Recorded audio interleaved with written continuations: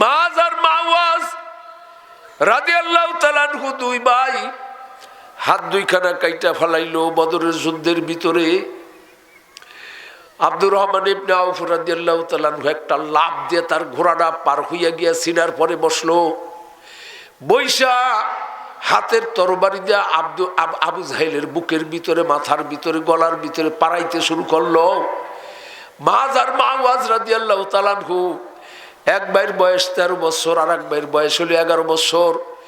দুই ভাই কয় ভাইজান কোরবানির গরুটা চাচা জানি জমি দেও আব্দুর রহমান ইবনে আউফ, ওই যে দেখো কাফেররা আগাই আসতেছে, আবু জাহেল লাগুল লইছে, কাফেররা ঠেকাইতে আসতেছে, আমরা ময়দানটারে ছাপ্পা কইরা দেই। 1000 মানুষ, এই দুইজন নাবার লোক ছেলে যেদিকে তরবারি নিয়ে দৌড় দেয় সেদিকে ছাপ্পা হয়ে যায়। কয়েক মিনিটের ভিতরে ময়দানটা পরিষ্কার। আব্দুর রহমান ইবনে আউফ রাদিয়াল্লাহু তাআলা মাইরা কুবাইয়া ঠান্ডা হয়ে গেছে, লাফ দিয়ে উঠতে আবার যে ধরছে আর একটারে। এইভাবে 70 জন। ময়দান স্বাধীন হয়ে গেছে। রসুল কয়েকজন নিয়ে তার সামনে গেছে, রসুলটা তো আলাদা রাইখা ওমর রাদিয়াল্লাহু তাআলা পাহারা দিতে আছে। দেখেন না এই যে এত পহলানগিরি যে করে, অমুকরে অমুক মারে, অমুকরে অমুক মারে, শেরে খোদা আলী মারে, অমুকে মারে, কিন্তু আবু বকর আর ওমর এই দুজনে মানুষ মারে যুদ্ধের ভিতরে। যুদ্ধ কইরা 10 জন 12 জন দাওয়াইছে, এই হোসেন পর্যন্ত হাদিসও নাই। কারণ তারা সবসময় থাকে আল্লাহ রসুলের পাশে, সিআইডি আপনার বডিগার্ড হিসাবে। আর আল্লাহর রসুল সবসময় কয় আলী এই আবু বকর থাকবা, ওমর থাকবা, আবু বকর খাবা, ওমর খাবা, আবু বকর বসবা, ওমর বসবা, আবু বকর শোবা, ওমর শোবা, আবু বকর আমার সাথে যাবা, ওমর যাবা। সবসময় এই দুইজন ছাড়া কোনো কথাই নেই। এই জন্য আল্লাহ রসুল দুনিয়ায় সঙ্গে সাথে রাখছে, ইন্তেকালের পরও দুইজন দুই পাশে শোয়া।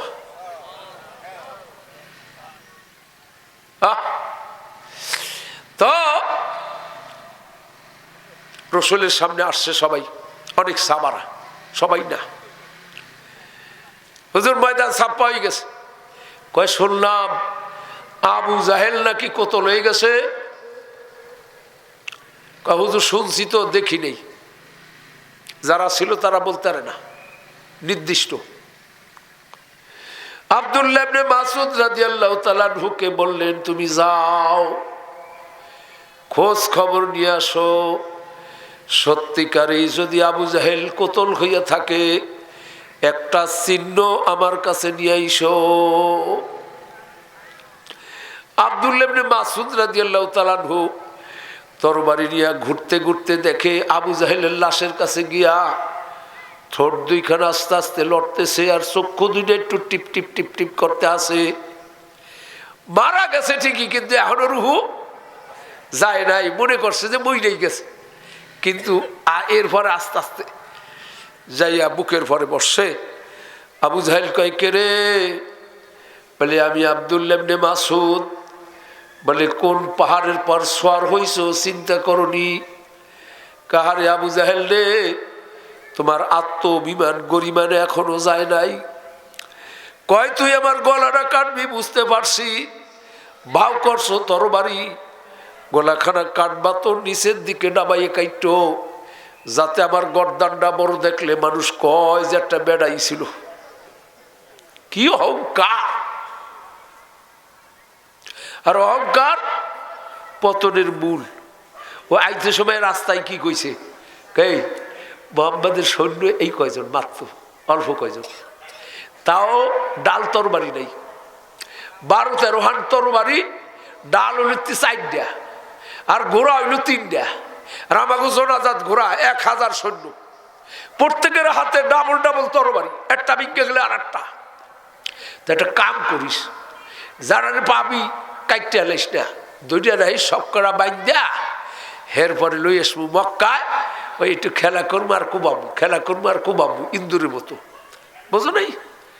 আস্তে আস্তে আস্তে আস্তে মারুম সবই, কিন্তু ধরে লইবি এই মক্কায় আইনা আমাকে বাড়িতে মহিলাকে দেখাবো, আর ওই এই চোরা ইন্দুরের মতন আস্তে আস্তে আস্তে একটু টিপে টিপে মারবো। যেন কি অহংকার নই আইছে, আর মারবে কেমন মারা মারবে রে, সুবহানাল্লাহ। আবু লাহাব আল্লাহ রসুলের চাচা, হ্যাঁ যুদ্ধে যায় নাই, কোনো এক ঘটনায় কারণে খবর পাইছে। আবুল হাইসাম খবর নিয়ে গেছে, বুক সিরা জামা ফাইডা মারছে মারছে মারছে মারছে। কারে? আবু জাহেল গেছে, উৎপা গেছে, সাহেবা গেছে, বড় বড় নেতা খালি কইতে আছে, 20-20 জন কয়, কইলে মরে গেছে সব, কালে সব সব সাপাই মরে গেছে। কি কষ্ট, মাথা খারাপ হয়েছে। হাতিমি কাবার পাশে বসা, খানাই কাবার পাশে এই হযরতে আব্বাস রাদিয়াল্লাহু তাআলা আনহুর গোলাম আবু রাফে বলে, আমরা মনে মনে খুশি, কারণ আমরা ভিতরে ভিতরে মুসলমান হয়ে গেছি। রসুলের চাচা আব্বাস রাদিয়াল্লাহু তাআলা আনহু, তার সংসারের লোকজন খবরের লিগে বই এনেছি, জন হুসি মাইর খাইছে, মনে মনে খুশি।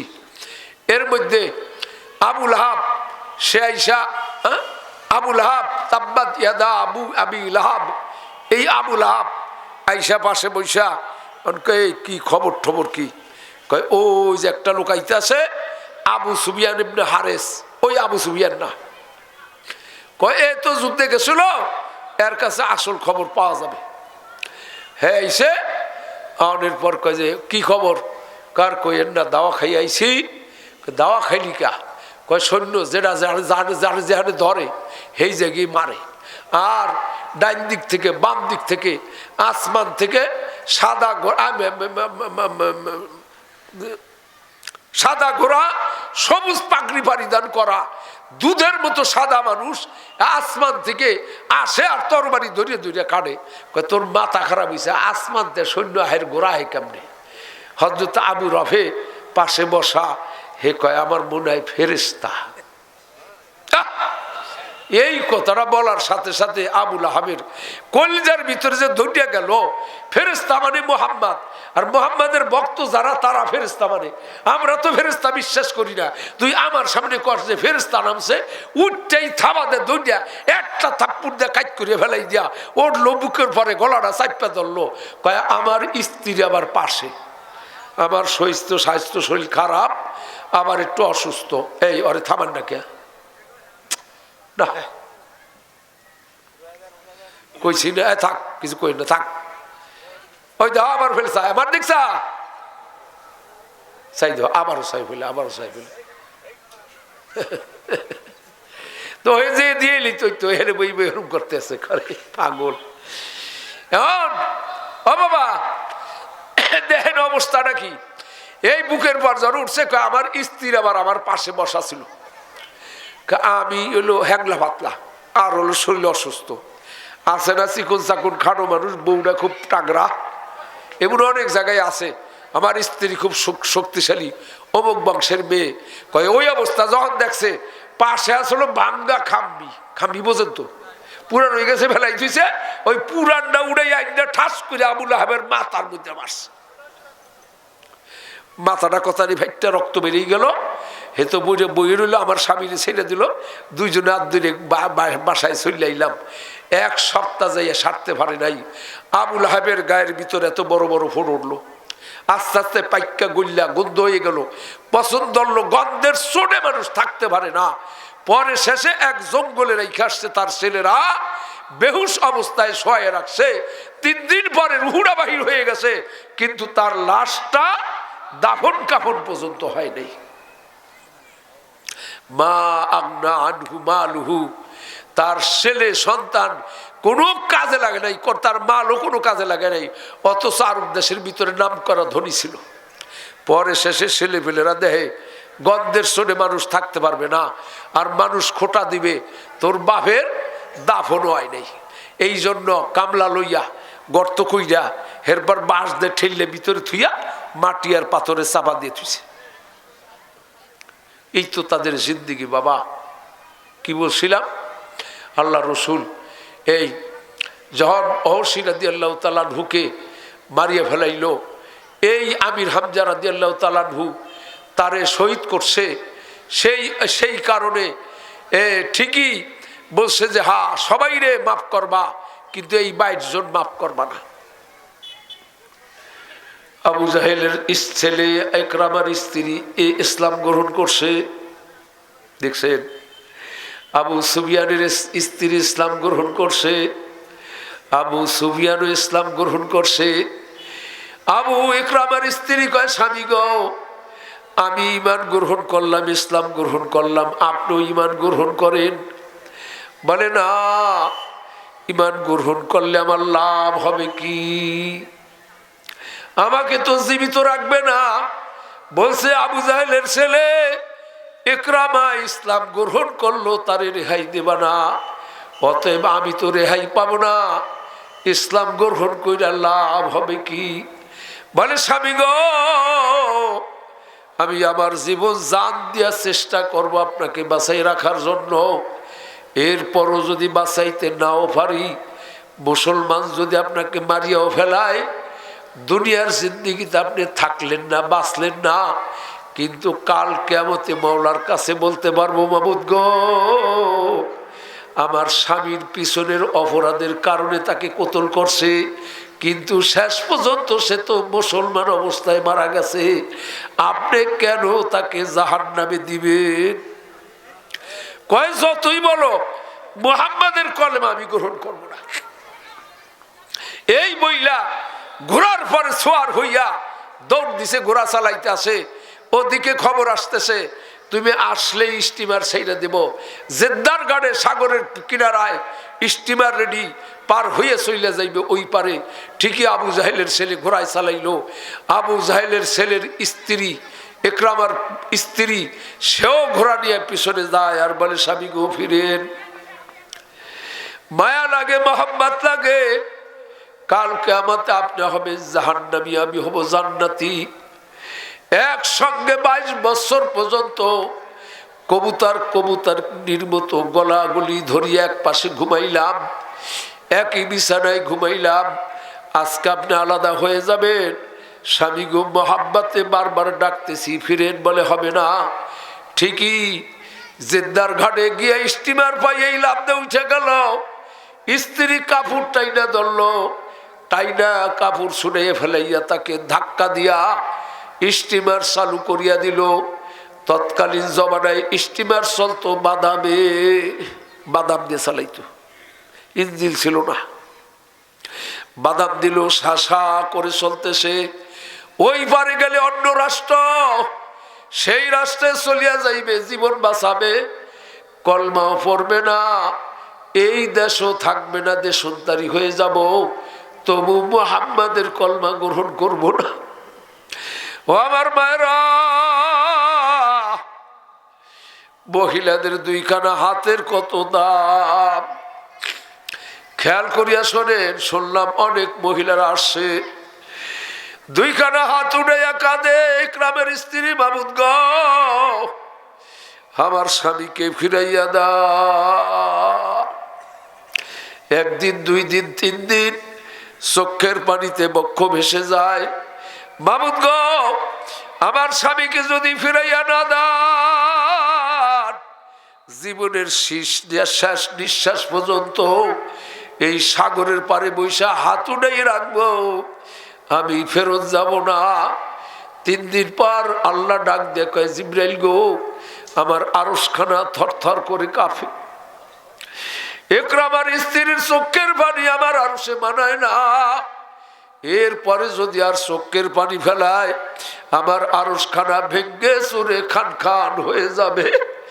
তাড়াতাড়ি যাও, মিকাইল আলাইহিস সালামকে হুকুম দাও, সাগরের ভিতরে যেন ঝড় তুফান ছড়াইয়া দেয়। সাগরের ভিতরে এমন ঝড় তুফান শুরু হয়ে গেল, স্টিমার হেইলা দুইলা যেন ডুবেই যায়। আবু জাহেলের ছেলে ইকরামা কাঁদে আর কয়, ও লাত, ও উজ্জা, ও মানাত। আঙ্গুল উঠায় উপরের দিকে, তাকায় উপরের দিকে, খেয়াল হইল ওই খানায় কাবার সামনে 360টা মূর্তি, তার বড় বড় 3টা মূর্তি হইল লাত, উজ্জা, মানাত। ও লাত, ও উজ্জা, ও মানাত, তোমাদের ইজ্জত রক্ষা করতে গিয়ে আমার বাবা মারা গেল বদরে, আমি আমার বাড়ি ঘরে স্ত্রী পরিজন সব কিছু ছেড়ে দেশান্তরী হইয়া চললাম তোমার ইজ্জত রক্ষার জন্য। আমি এমন মহাবিপদে পড়লাম, তুমি কে দেখো না? তুমি আমাকে রক্ষা করো, বাঁচাও। কাঁদতে আসে, কিন্তু স্টিমার আর বাসে না। ওই স্টিমারে আবু জাহেলের ছেলের পিছনে ছিল এক বৃদ্ধ মুসলমান, পাক্কা মুসলমান। সেও কোন কাজে যেন পার হয়ে যাইতেছিল। আর যখন এই দৃশ্য দেখছে, হ্যাঁ কয়, ও আবু জাহেলের ছেলে, কিয়ামত পর্যন্ত তোর লাত উজ্জা মানাত, তোর নৌকাও বাঁচাইতে পারবে না, তোকেও বাঁচাইতে পারবে না।